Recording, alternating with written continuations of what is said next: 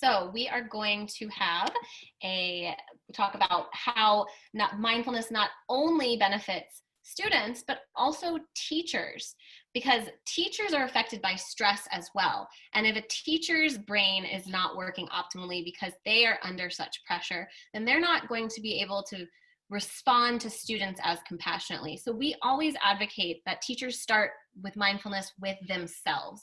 Kids are really good at picking up when we're genuine about something, and if we really believe in mindfulness, then they will want to try it too. So mindfulness helps us not only with our own well-being, but also with our ability to be a good teacher. So it helps us become more aware not only of where we are and what we're doing, but how we're feeling. And the key to this is often breath. When we start to pay attention to our breath and slow it down, we can slow down our thoughts and we can slow down our emotions. So we're about to take a break because we are mindful that we've been sitting for a while.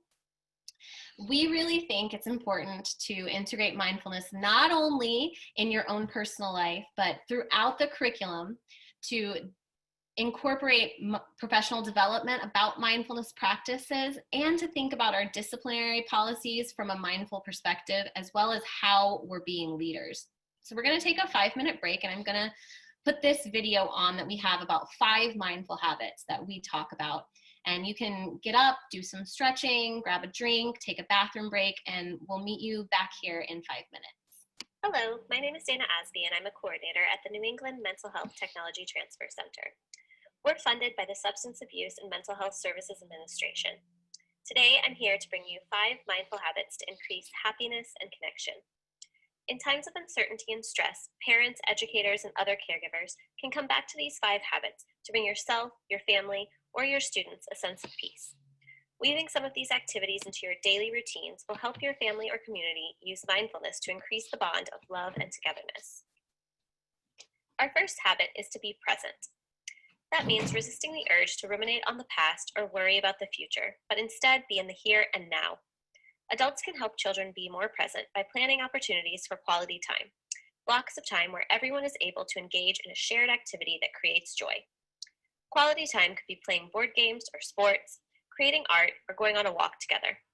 Try to avoid technology interference during quality time by putting away all screens. Another way to help cultivate the habit of being present is to practice active listening. Parents and school leaders can model active listening in conversations with youth by making eye contact, resisting the urge to assign judgment or interrupt, formulating a response, or filling in the blanks. Instead, truly listening to each word the other person is saying.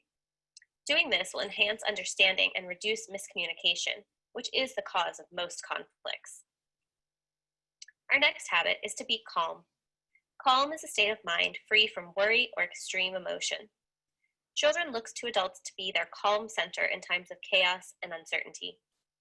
Adults can help young people learn how to soothe extreme emotions by modeling it in themselves.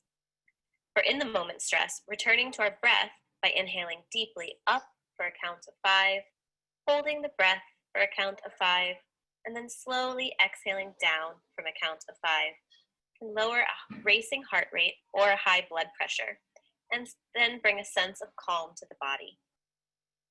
To increase your general level of peace and calm, make meditation or yoga a daily practice. When done consistently, both have been proven to lower anxiety and depression. There are many kid-friendly versions of yoga and breathwork practices on YouTube, and apps like Calm and Headspace, both of which have free programs for educators. Our third habit is to be compassionate. Being compassionate means doing acts of kindness for others without expecting anything in return. Adults can be models of compassion for the youth in their life by treating others, especially those with whom they disagree, with respect and love. Start discussions about kindness you see in movies, among peers, and in the community. For example, after donating money to a charity collection box at the grocery store checkout, explain why it's important to give your $3 of change to a children's hospital, because they need that money more than you do to help children who are sick. For younger children, books can be powerful tools to discuss compassion. Have You Filled a Bucket Today by Carol McLeod is an especially useful tool for explaining the concept of compassion to children. Many educators have developed creative ways of bringing compassion off the page and into the classroom based off this book. Many of these could be adapted for use at home. Our next habit is to be grateful, or give thanks. Research has shown that the simple act of expressing gratitude for 3 things each day can reduce depression. Families and schools can make this a routine by starting a gratitude circle around the dinner table, before bed, during morning meetings, or in the lunch line. Some classrooms and families like to preserve their gratitude in a gratitude journal, where students or family members take turns writing down the things they are grateful for. They can draw pictures if they are younger, and also include mementos of these things for which they are grateful. Our final habit is to reflect. Reflection requires taking a pause to think back without judgment, to express gratitude for our successes, and to learn a lesson from our challenges. Too often, we spend an entire day packed full of meetings, events, commuting, cooking, and a million other things, and we don't stop to take a deep breath until the end of the day. The next time you have a moment alone, walking the dog, taking a shower, or waiting in line, resist the urge to drown out your thoughts with podcasts, music, or whatever your favorite distraction is, and reflect. Many find using a journal to be a helpful tool for reflection. Children and teenagers can reflect using the best, worst part of the day routine.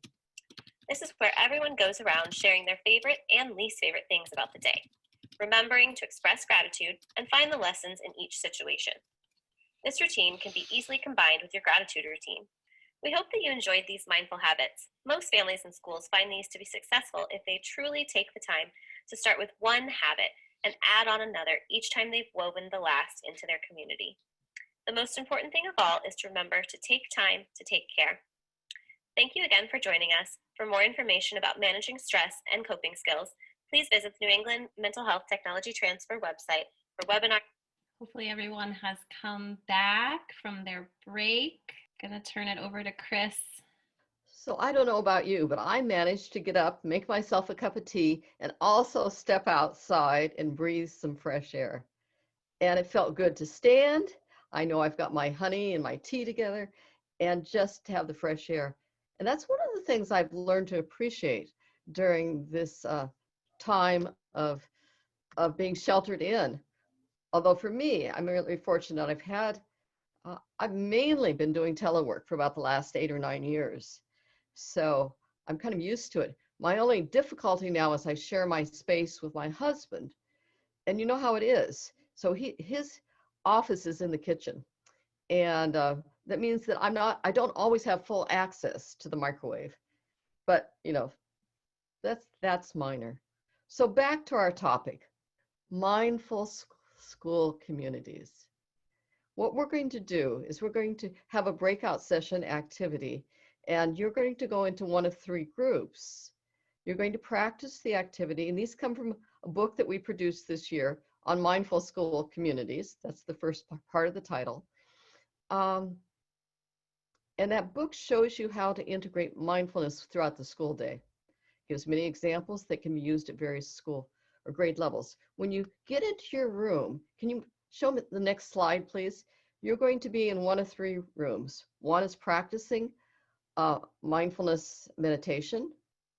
Go to the next one. One is something related to courageous heroes. And the third one, if you go to is on welcoming students back.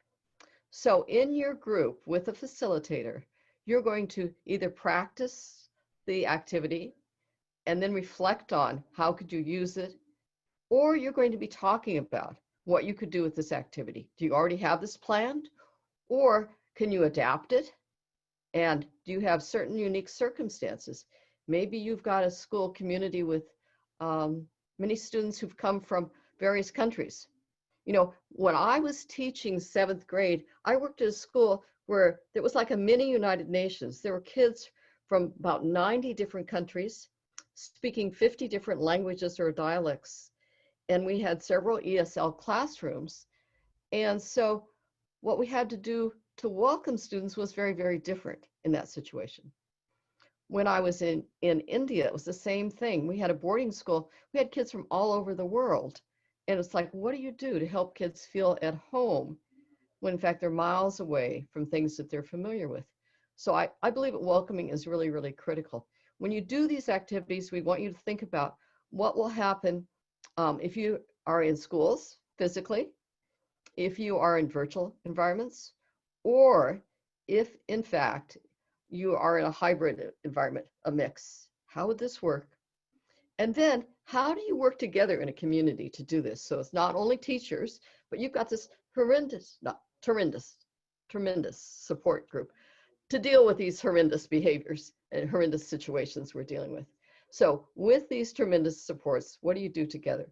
So now if we'll break out into rooms, and Dana, how much time did we have scheduled for the breakout? They'll be in there for 6 minutes to practice and discuss. Okay, 6 minutes, we'll come back and then have someone share out. So you could have the facilitator or someone else can opt to share out your experience. Okay, are you ready? Excellent, thank you. So I don't know if anyone else did a meditation, but we did. And it's amazing to me, as much as I meditate, and I got up and I actually taught a yoga class for 45 minutes this morning. I usually have an hour that I teach on Tuesdays and an hour on Saturday. That still, even in the middle of the morning, having 5 minutes or 3 minutes of breathing. Hell, my body. We're back. Good. My body just calms down from that. So I had a group that I don't know, there's probably about 20 of us in there, I bet, who did number one, the meditation. Were there others of you who did the meditation experience? Or maybe people in my group? Anyone want to say anything about that? I can mention a couple things that came up that we discussed, but we can hear from you first if you like. And Dana, is there an easy way to recognize people if they want to speak? Maybe put in the chat box that you have something to say. Is that a good way? Yes, that would be great. While we're doing that, and you can think about the group you're in, if you're going to be the spokesperson, just put your name in the chat box. So I'll talk about a couple of things that came up in our group while we're waiting. And one of them was, what if a kid doesn't want to close his eyes for meditation? And so part of it is you don't force it. And you might even practice, close your eyes, open your eyes, or keep it short, find something of interest. Sometimes you work on the physical activity, on the yoga first, and then you give kids the option. Okay, you don't want to do it. Please sit quietly. Here's an alternative, but don't disturb us. And that seems to work pretty well. Another thing that comes up, of course, is what are you going to do if this brings up something? And that wasn't asked, but I always think about it because sometimes there's a real closeness between getting down inside yourself and feeling the ease and the peace, and also feeling the angst of something or the sadness from your life. And so if that happens, you might want to talk to a counselor, but mainly be supportive, mainly be understanding. And I've had that happen to myself, so I remember what that was like. And some of it just took a little while. With kids, I don't think, we don't deal with this as much.